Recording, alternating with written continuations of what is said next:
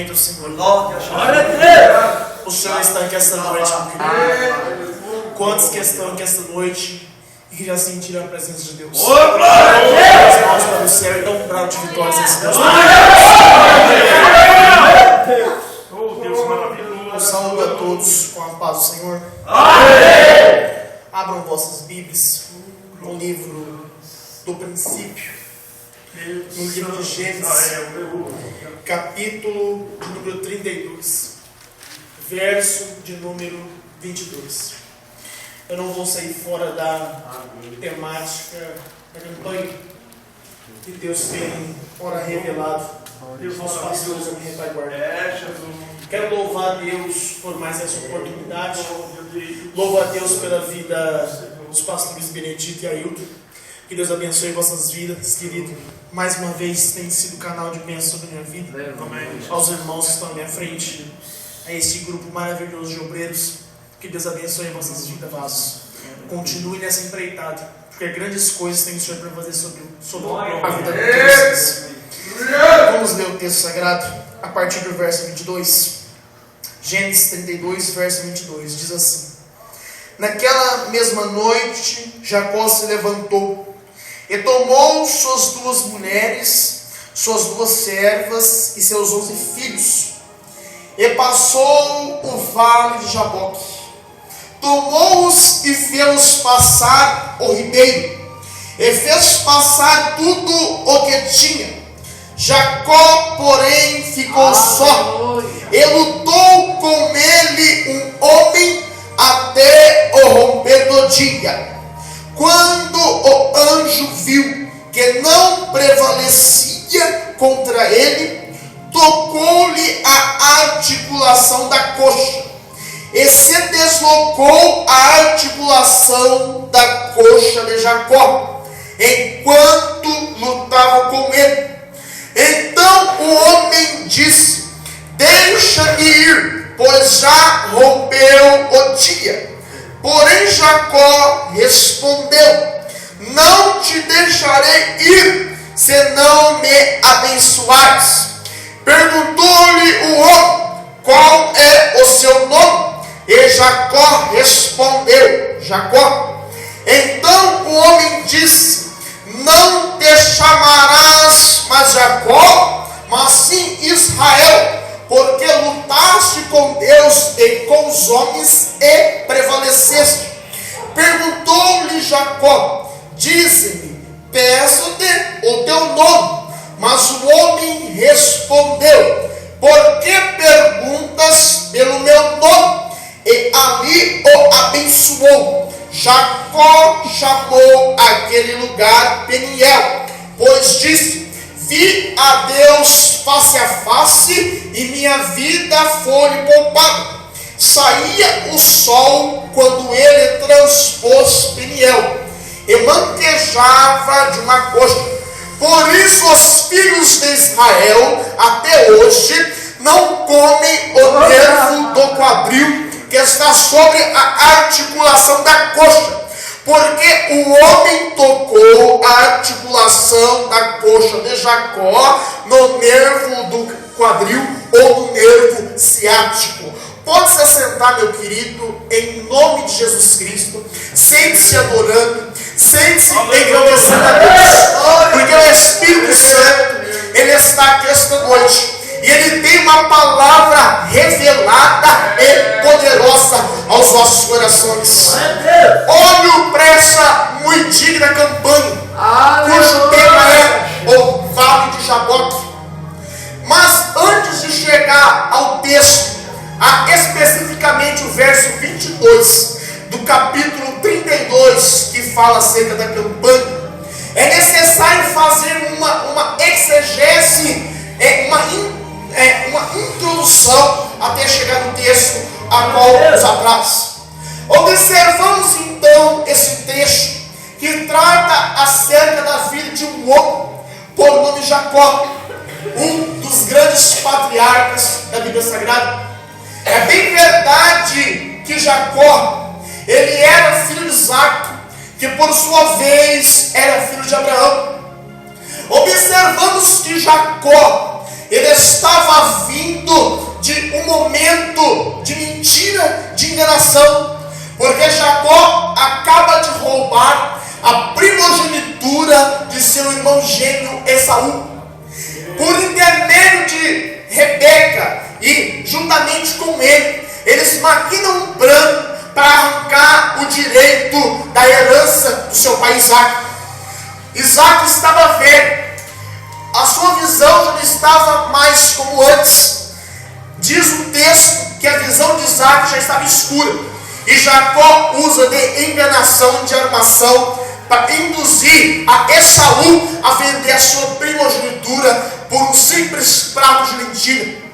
Observamos que quando Esaú se sente enganado pelo seu então irmão gêmeo, que agora passa a querer matá-lo e persegui-lo devido a essa enganação, Isaac o orienta a ir para um lugar chamado Padã Arã, o orienta a ir para uma cidade que na época pertencia à grande Mesopotâmia, uma cidade, digamos assim, rica financeiramente, trabalhava muito-se com ouro, com campo. Era uma cidade bem tradicional dos tempos bíblicos, lá na região mesopotâmica. Agora observamos que Jacó, ele inicia a sua viagem, a sua saída de Canaã, rumo a Padã Arã. E agora diz o texto que Isaac o despede, e ele passa agora a vagar. Ele passa agora a caminhar rumo ao seu destino, rumo à sua empreitada. Observe muito bem que no meio da sua viagem, Jacó, sente-se cansado, decide em um lugar, uma cidade chamada Luz, repousar durante uma bela noite. Ele decide pegar uma pedra e faz ela de travesseiro. Jacó agora está num sono profundo, quando de repente, em meio ao seu sonho, ele tem uma visão maravilhosa. E ao acordar, ele vê uma escada, cujo o topo dessa escada tocava o céu. E ele via anjos que subiam e desciam, e o Senhor estava assentado nessa escada. Jacó, diz o texto, começa agora a ser reanimado a prosseguir por intermédio da voz do Senhor na vida dele. O Senhor promete um ministério de paz, o Senhor promete riquezas, e diz que ele teria uma descendência semelhante ao pó da terra. Ele seria um homem próspero, promessa inclusive que foi dita pelo próprio Deus ao seu avô Abraão, quando Abraão sai de Ur dos Caldeus, por intermédio do envio de Deus, e segue em direção à terra da promessa. Observamos agora que Jacó, ali mesmo naquele lugar, ele edifica um altar e coloca ali o nome daquela cidade, Betuel. Diz o texto, antes chamava-se Luz. A palavra Betel significa casa de Deus. E Jacó, ele decide fazer um voto e diz: se o Senhor for comigo em meio à minha chegada a Padã Arã, e me dê pão para comer, me dê água para beber e roupa para vestir, o Senhor será o meu Deus, e de tudo que o Senhor trazer sobre mim, lhe devolverei, lhe trarei o dízimo. Agora Jacó, ele continua a sua caminhada. Ele chega em Padã Arã. O objetivo de Jacó era chegar na casa de Labão, filho de Betuel, irmão da sua mãe Rebeca. Ele chega na casa do seu tio, e a primeira impressão que ele tem, ele se encanta por uma das filhas de Labão, por nome Raquel, pastora de ovelhas, que ajudava o seu pai em meio à caminhada, em meio ao cuidado dos galos, dos bois e das juntas e jumentas. Mas diz o texto que Labão era rico, Labão era próspero, mas Labão também era enganador. Labão também era um homem que jogava sujo em meio à sua vida. Observamos que Jacó agora almeja casar-se com Raquel, mas Labão lhe faz uma proposta, que agora era para ele trabalhar 7 anos pela sua filha Raquel. Só que uma coisa Jacó não esperava: passados 7 anos, está na hora de Labão cumprir o que lhe falou, e o que dizia a lei, porque a lei dizia que quando algum estrangeiro ou alguém quisesse casar com uma mulher ou com uma jovem, teria que trabalhar por ela, se caso o proprietário lhe fizesse a proposta.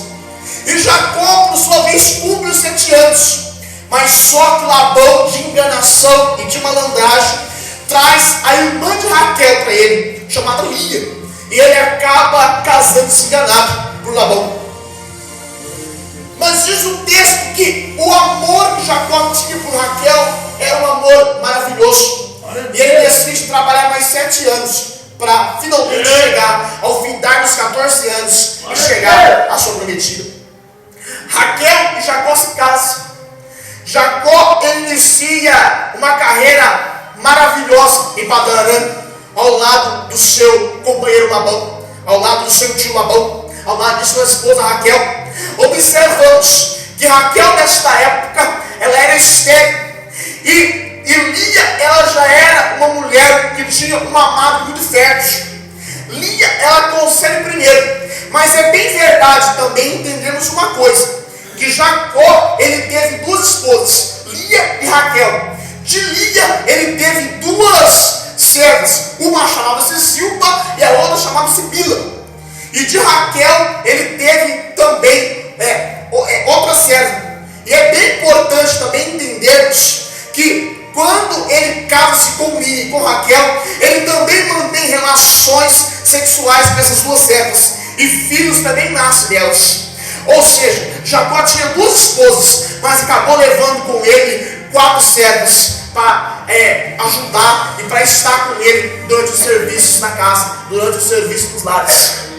Mas é bem interessante também sabermos que Jacó, ele tivera 13 filhos com essas 4 mulheres. Desses 13 filhos, 12 eram homens, uma era mulher, por nome de Diná. Observamos que sobre os 12 homens que Jacó teve, havia uma promessa maravilhosa, que Israel seria posto debaixo deles. De 12 homens iriam se levantar 12 tribos. De 12 tribos iriam se levantar a nação de Israel, que até hoje conhecemos. Jacó é próspero, mas Jacó ele sente-se agora, por intermédio da voz de Deus, uma necessidade em voltar para a sua terra, em voltar para Canaã de novo. Após 20 anos, lá em Padã Arã, Jacó agora volta. Deus o orienta a voltar. E ele tinha como principal princípio em voltar e se reconciliar com seu irmão Saul, a qual ele enganou, a qual ele roubou a primogenitura.